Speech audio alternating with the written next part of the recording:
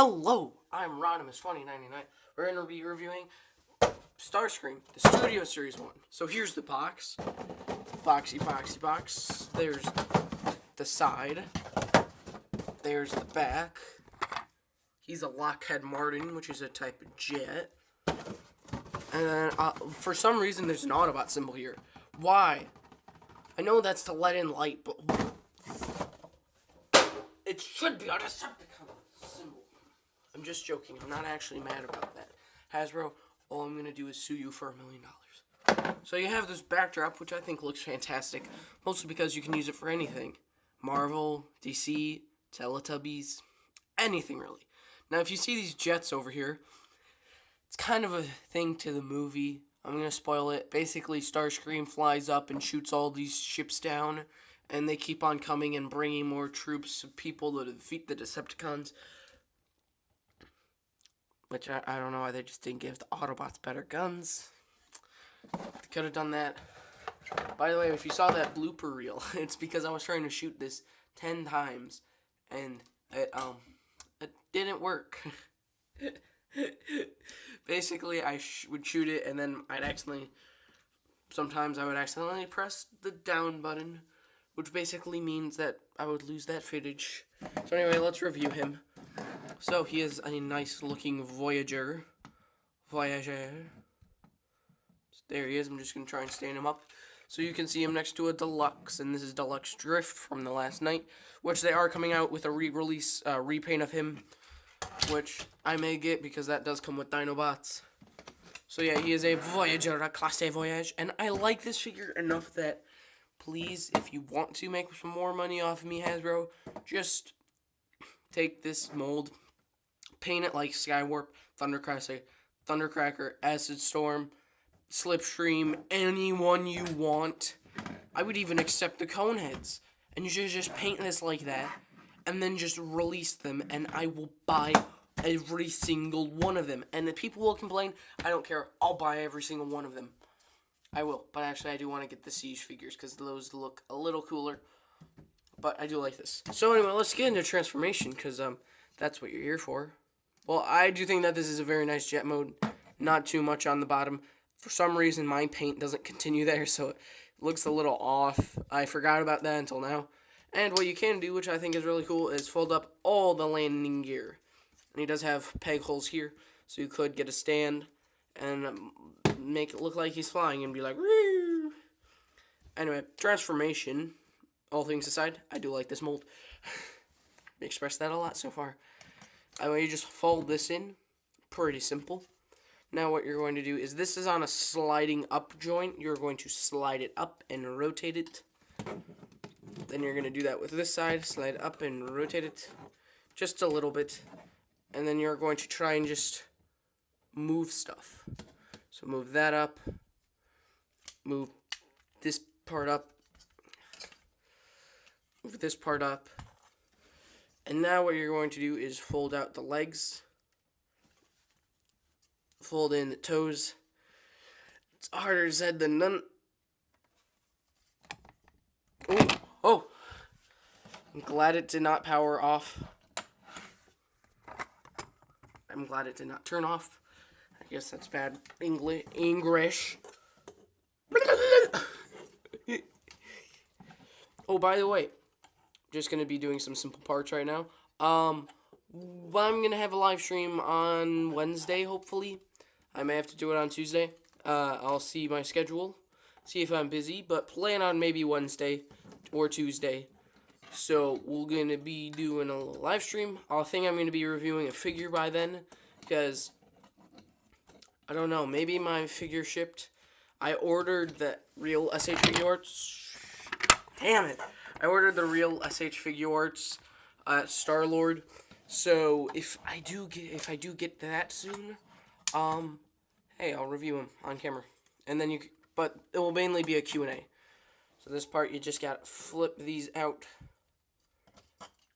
Flipping them out.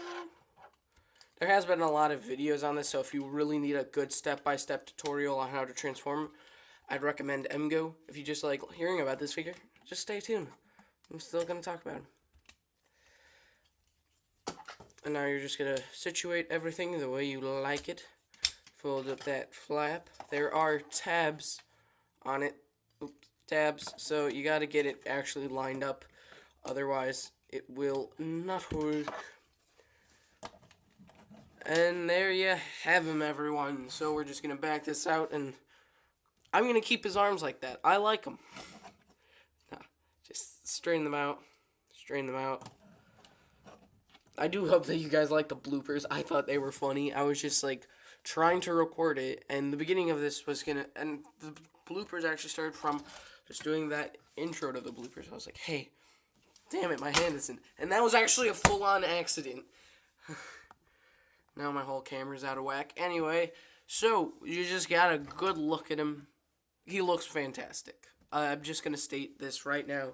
He looks fantastic. He looks the way that a movie Starscream should look. No matter what you say, paint-wise, deserves a little more love. Doesn't have that much. Sort of fine with it, because, I mean, I like to paint too. So I will paint some of him. Maybe give him some silver and stuff like that, and bronze.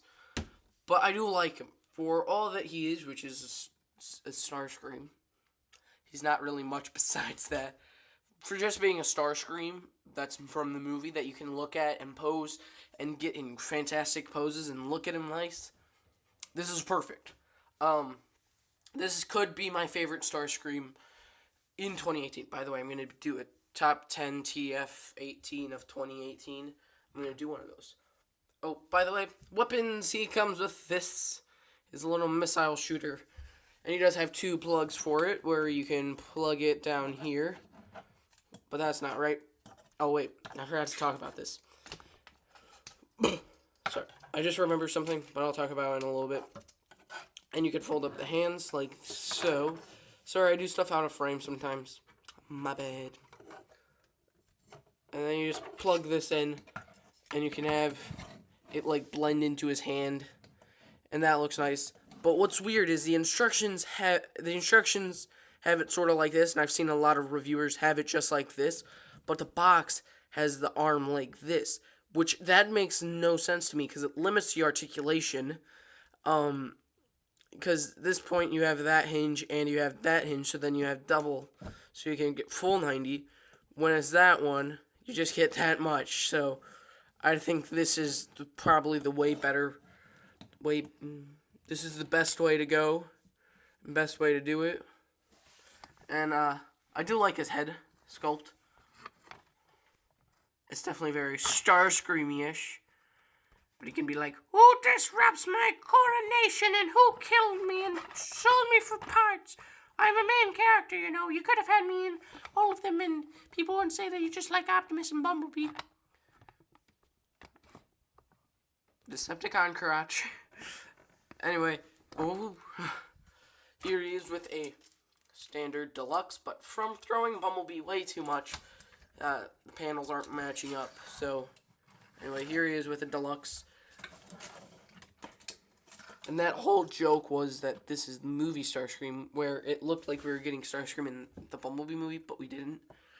And I kind of just like to have, like, Starscream about to stab him, but not.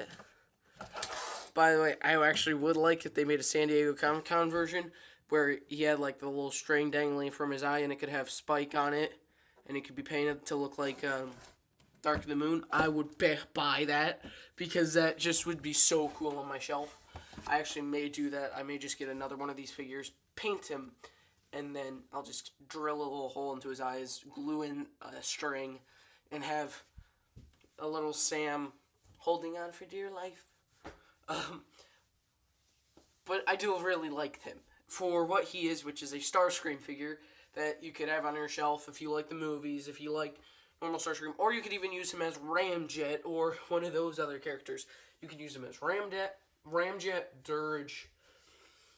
You could kind of pass him off as Thundercracker because he does have some tints of blue, but really, if you passed him off as like Ramjet and guys like that, you'd be perfect. And you could, of course, just get a whole bunch of these, which I may do, and paint them all to look like the normal Seekers. Which I will wait for, hopefully Hasbro. Please do it. Please paint them all to look like the normal ones. Please paint them to look like the ones from the movies and make them ones from G1.